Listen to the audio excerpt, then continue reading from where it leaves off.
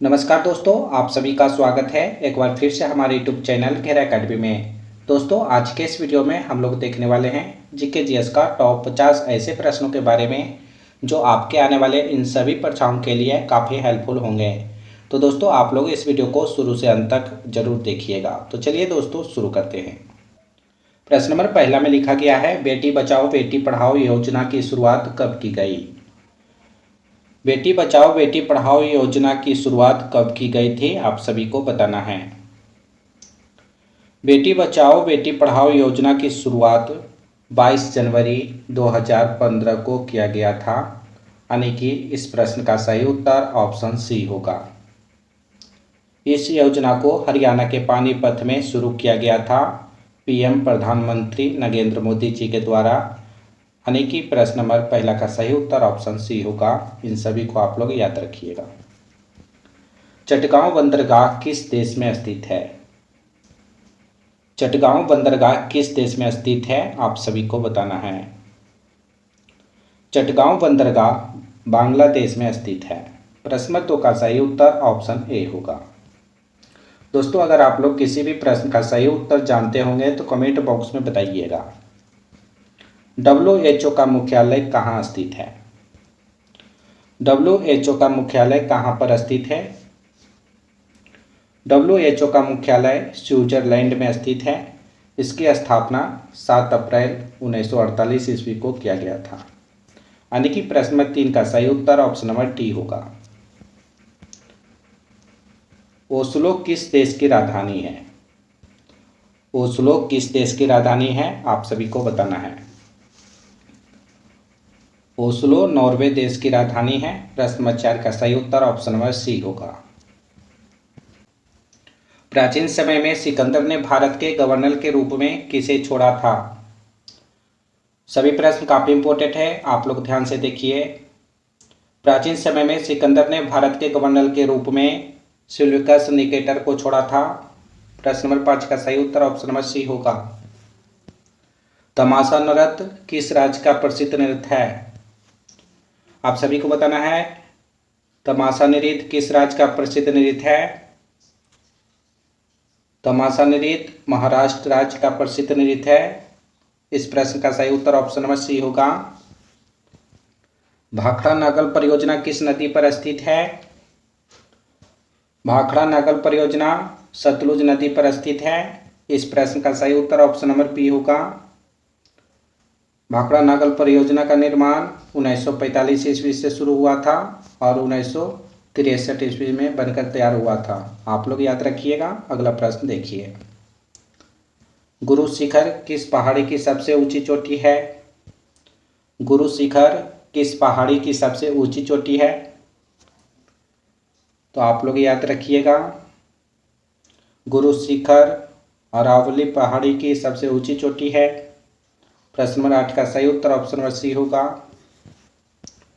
भागलपुर किस नदी के किनारे स्थित है। भागलपुर किस नदी के किनारे स्थित है।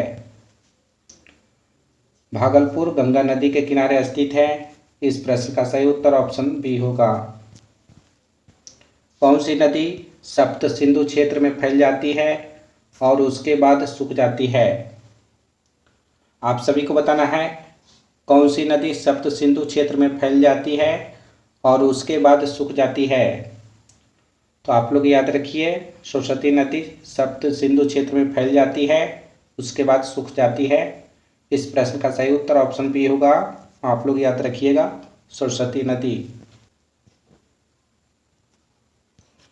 मेदाराम जतारा महोत्सव किस जनजाति द्वारा मनाया जाता है, आप सभी को बताना है। मेदाराम जतारा महोत्सव किस जनजाति के द्वारा मनाया जाता है। मेदाराम जतारा महोत्सव कोया जनजाति के द्वारा मनाया जाता है। आप लोग याद रखिएगा। इस प्रश्न का सही उत्तर ऑप्शन नंबर ए होगा। राजाजी राष्ट्रीय पार्क किस जीव का प्रतीक आवास है, आप लोग को बताना है। राजाजी राष्ट्रीय पार्क किस जीव का प्राकृतिक आवास है, तो आप लोग याद रखिए। राजाजी राष्ट्रीय पार्क हाथी जीव का प्राकृतिक आवास है। इसका नाम 1983 ईस्वी में रखा गया था राजाजी राष्ट्रीय पार्क। आप लोग याद रखिएगा। प्रश्न नंबर 12 का सही उत्तर ऑप्शन नंबर ए होगा। भीमा देवी का प्राचीन मंदिर किस राज्य में स्थित है? भीमा देवी का प्राचीन मंदिर किस राज्य में स्थित है? ये सभी प्रश्न काफी इंपॉर्टेंट है, आप लोग ध्यान दीजिए। भीमा देवी का प्राचीन मंदिर हरियाणा राज्य में स्थित है। इस प्रश्न का सही उत्तर ऑप्शन नंबर डी होगा। देहरादून किस राज्य की राजधानी है? देहरादून किस राज्य की राजधानी है? देहरादून उत्तराखंड की राजधानी है, यानी कि देहरादून जो है उत्तराखंड राज्य की राजधानी है। इस प्रश्न का सही उत्तर ऑप्शन नंबर बी होगा। लोकसभा के पहले उपाध्यक्ष कौन थे? काफी इंपॉर्टेंट प्रश्न है, आप लोग ध्यान दीजिए। लोकसभा के पहले उपाध्यक्ष एम.ए. अयंगार जी थे। प्रश्न 15 का सही उत्तर ऑप्शन बी होगा। अगला प्रश्न देखिए। अंडमान और निकोबार द्वीप समूह पर इंदिरा पॉइंट किस देश के सबसे करीब है? आप सभी को बताना है। अंडमान और निकोबार द्वीप समूह पर इंदिरा पॉइंट किस देश के सबसे करीब है? तो आप लोग याद रखिएगा। अंडमान और निकोबार द्वीप समूह पर इंदिरा पॉइंट इंडोनेशिया देश के सबसे करीब है। प्रश्न 16 का सही उत्तर ऑप्शन ए होगा। अगला प्रश्न देखिए।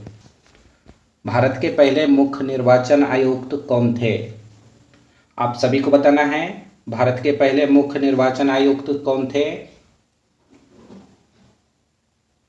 भारत के पहले मुख्य निर्वाचन आयुक्त सुकुमार सेन जी थे। इस प्रश्न का सही उत्तर ऑप्शन नंबर सी होगा। ब्रिज तकनीकी किस खेल में अपनाई जाती है? आप सभी को बताना है। ब्रिज तकनीकी किस खेल में अपनाई जाती है? ब्रिज तकनीकी कुश्ती खेल में अपनाई जाती है। इस प्रश्न का सही उत्तर ऑप्शन डी होगा। भारत और किस देश की सेना के बीच इंद्रसेन अभ्यास आयोजित किया जाता है? काफी इंपॉर्टेंट प्रश्न है, आप लोग ध्यान दीजिए। भारत और किस देश की सेना के बीच इंद्रसेन अभ्यास आयोजित किया जाता है? आप सभी को बताना है। भारत और रूस देश की सेना के बीच इंद्रसेन अभ्यास आयोजित किया जाता है। इस प्रश्न का सही उत्तर ऑप्शन नंबर सी होगा। 2011 की जनगणना के अनुसार किस राज्य की प्रजनन दर सबसे अधिक है? दोस्तों, आप लोग इस वीडियो को अपने अपने दोस्तों के पास भी शेयर कीजिएगा, व्हाट्सएप, फेसबुक, इंस्टाग्राम इत्यादि पर, ताकि उनको भी इस वीडियो का लाभ मिल सके। तो आप लोग एक बार शेयर कीजिए। 2011 की जनगणना के अनुसार उत्तर प्रदेश राज्य की प्रजनन दर सबसे अधिक है। इस प्रश्न का सही उत्तर ऑप्शन नंबर ए होगा। अगला प्रश्न देखिए। डेबिट कार्ड पर कितने अंक होते हैं? डेबिट कार्ड पर कितने अंक होते हैं दोस्तों? आप सभी को बताना है। डेबिट कार्ड पर 16 अंक होते हैं। इस प्रश्न का सही उत्तर ऑप्शन नंबर बी होगा। अगला प्रश्न देखिए। राजा रवि वर्मा किस राज्य से संबंधित थे?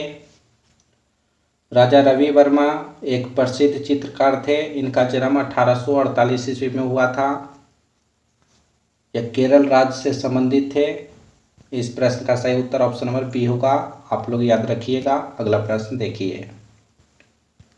भारत में नीली क्रांति किससे संबंधित है?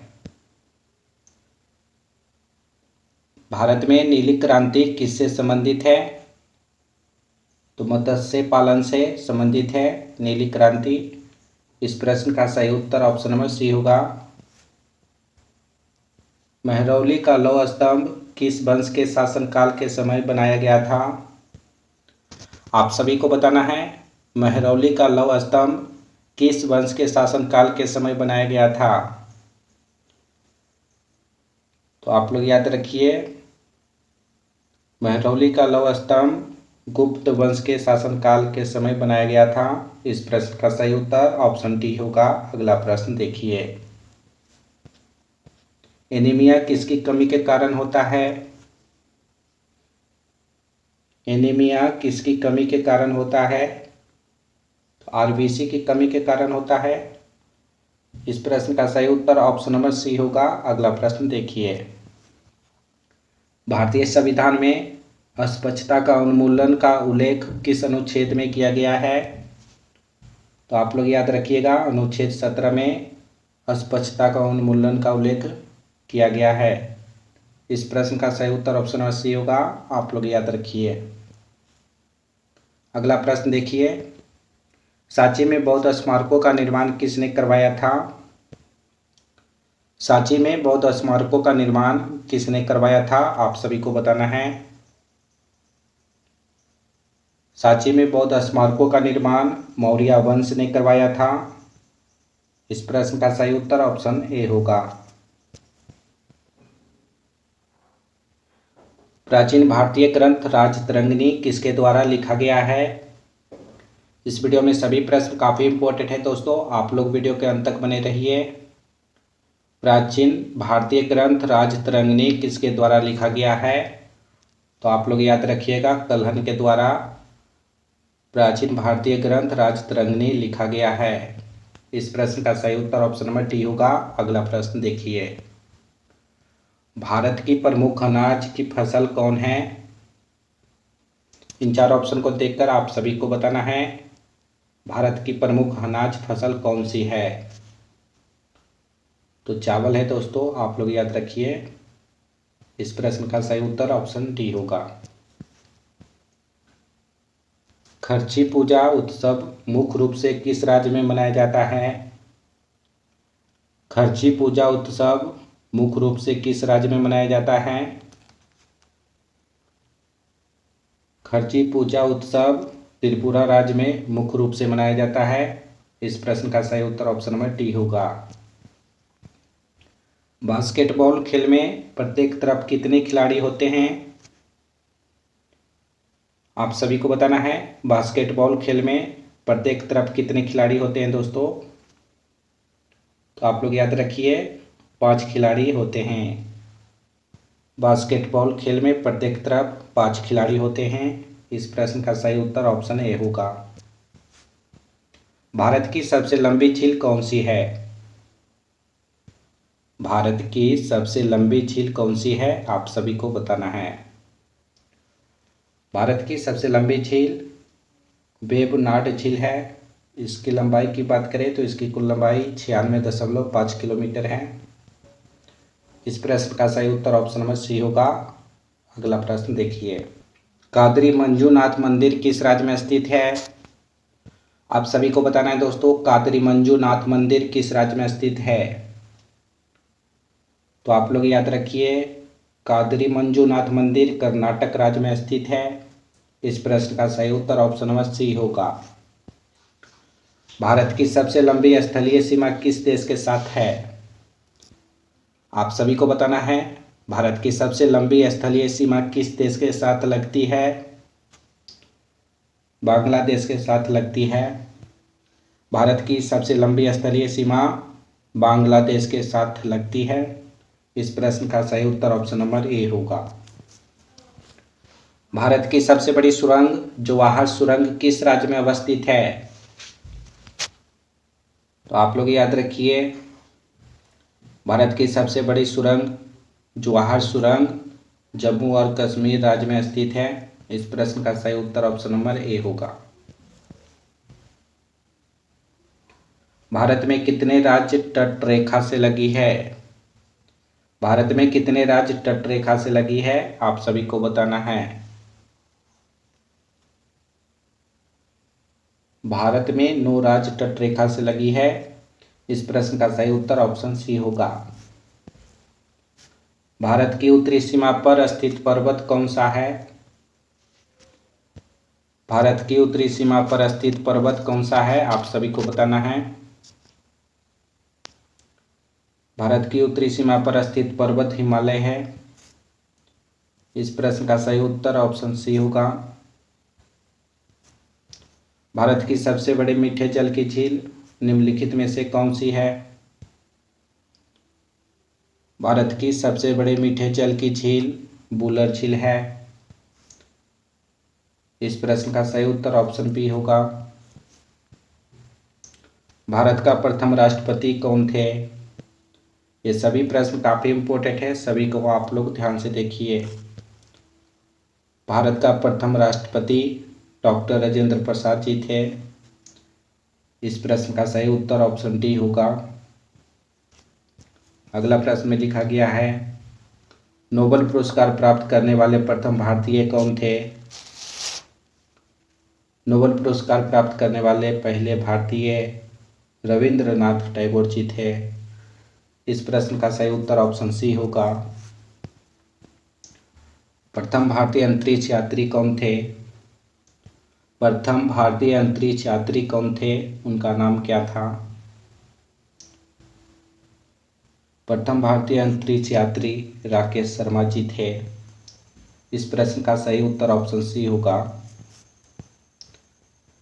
कृषि भारतीय अर्थव्यवस्था की क्या है? आप सभी को बताना है कृषि भारतीय अर्थव्यवस्था की क्या है। तो कृषि भारतीय अर्थव्यवस्था की रीढ़ है। आप लोग याद रखिएगा। इस प्रश्न का सही उत्तर ऑप्शन नंबर सी होगा। भारत में सबसे कम जनसंख्या वाला राज्य कौन सा है? 2011 की जनगणना के अनुसार बताना है, भारत में सबसे कम जनसंख्या वाला राज्य कौन सा है?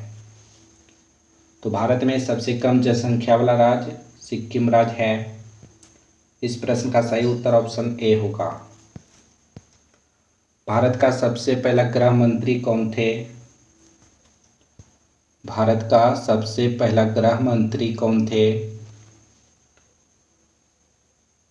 भारत का सबसे पहला गृह मंत्री सरदार वल्लभ भाई पटेल जी थे। इस प्रश्न का सही उत्तर ऑप्शन बी होगा। भारतीय सिनेमा के जनक कौन थे? सभी प्रश्न काफ़ी इम्पोर्टेंट है, आप लोग ध्यान दीजिए। भारतीय सिनेमा के जनक दादा साहब फाल्के जी थे। इस प्रश्न का सही उत्तर ऑप्शन ए होगा। अगला प्रश्न देखिए, भारत में चंदन की लकड़ी के लिए प्रसिद्ध राज्य कौन सा है? भारत में चंदन की लकड़ी के लिए प्रसिद्ध राज्य कौन सा है, आप सभी को बताना है। भारत में चंदन की लकड़ी के लिए प्रसिद्ध राज्य कर्नाटक राज्य है। इसका सही उत्तर ऑप्शन सी होगा। भारत की सर्वाधिक महत्वपूर्ण मिट्टी कौन सी है? भारत की सर्वाधिक महत्वपूर्ण मिट्टी कौन सी है, आप सभी को बताना है। जलोढ़ मिट्टी को सर्वाधिक महत्वपूर्ण मिट्टी कहा जाता है। इस प्रश्न का सही उत्तर ऑप्शन बी होगा। आप लोग याद रखिए। भारत में सिंचाई का सबसे प्रमुख साधन है। इन चार ऑप्शन को देखकर आप सभी को बताना है, भारत में सिंचाई का सबसे प्रमुख साधन कौन सा है। भारत में सिंचाई का सबसे प्रमुख साधन नलकूप और कुएं हैं। ऑप्शन ए इस प्रश्न का राइट आंसर हो जाएगा। भारत का सबसे बड़ा चावल उत्पादक राज्य कौन सा है? भारत का सबसे बड़ा चावल उत्पादक राज्य कौन सा है? तो आप लोग याद रखिए पश्चिम बंगाल। यानी कि पश्चिम बंगाल में सबसे ज़्यादा चावल उत्पादन होता है। इस प्रश्न का सही उत्तर ऑप्शन नंबर डी होगा। भारत की प्रमुख खाद्य फसल है। आप सभी को बताना है, भारत की प्रमुख खाद्य फसल कौन सा है। तो इसका सही उत्तर ऑप्शन डी होगा, चावल। इस वीडियो का अंतिम प्रश्न है दोस्तों, आप लोग ध्यान दीजिए। भारत में सर्वोत्तम चाय कहाँ पैदा होती है? भारत में सर्वोत्तम चाय कहाँ पर पैदा होती है? तो आप लोग याद रखिएगा, दार्जिलिंग में। भारत में सर्वोत्तम चाय दार्जिलिंग में उत्पादन होता है। इस प्रश्न का सही उत्तर ऑप्शन नंबर सी होगा। दोस्तों आज हमने आप सभी को टॉप 50 प्रश्न करवाए हैं जो जीके जीएस से लिया गया था। तो दोस्तों आप लोग 50 प्रश्न में से कितना सही कर पाए हैं, इसका सही जवाब आप लोग कमेंट बॉक्स में बताइएगा। इस वीडियो को अपने दोस्तों के पास शेयर जरूर कीजिए, व्हाट्सएप, फेसबुक, इंस्टाग्राम इत्यादि पर, ताकि उनको भी इस वीडियो का लाभ मिल सके। इस वीडियो को 1 से 2 बार आप लोग देखिएगा ताकि आपको सभी प्रश्न अच्छी तरह से याद हो जाए। तो दोस्तों अभी तक हमारे चैनल को सब्सक्राइब नहीं किया तो चैनल को सब्सक्राइब कीजिए और घंटी कॉल पर फिट कीजिएगा ताकि आने वाले सभी नए वीडियो का नोटिफिकेशन आपको मिलता रहे।